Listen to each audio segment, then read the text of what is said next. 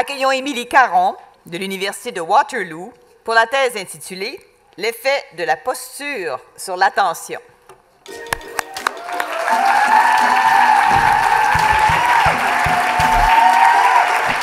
Bonsoir. Avez-vous fait l'achat d'un bureau debout ergonomique?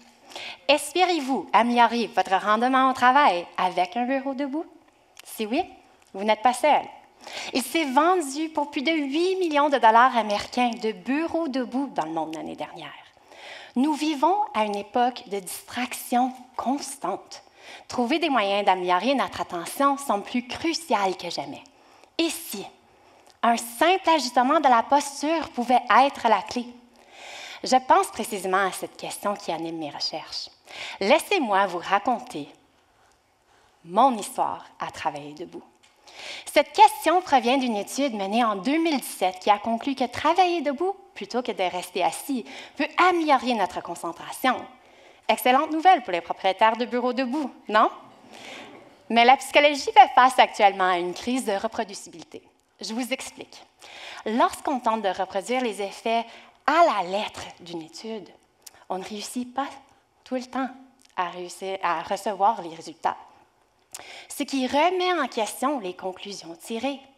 Pour savoir si une certaine posture a un effet sur la concentration, il faut tester un nombre suffisamment élevé de participants, puisque plusieurs de ces études ont souvent des échantillons trop petits. J'ai donc mené pas une, mais 6 études distinctes impliquant de centaines de participants. J'ai utilisé le test de Stroop. Le test est simple. La personne doit nommer la couleur de l'encre du mot écrit, comme dans l'exemple du mot rouge écrit en bleu.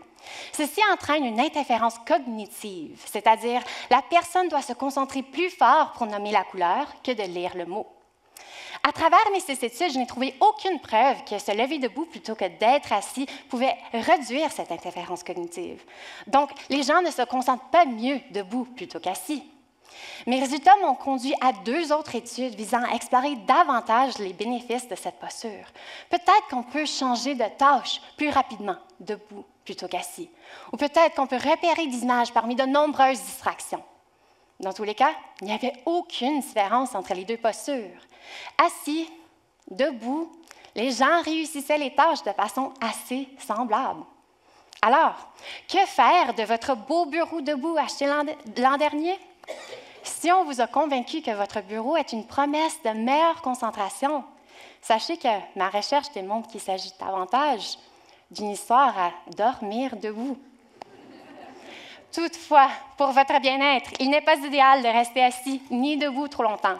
Alors, votre dos vous remerciera de varier votre posture.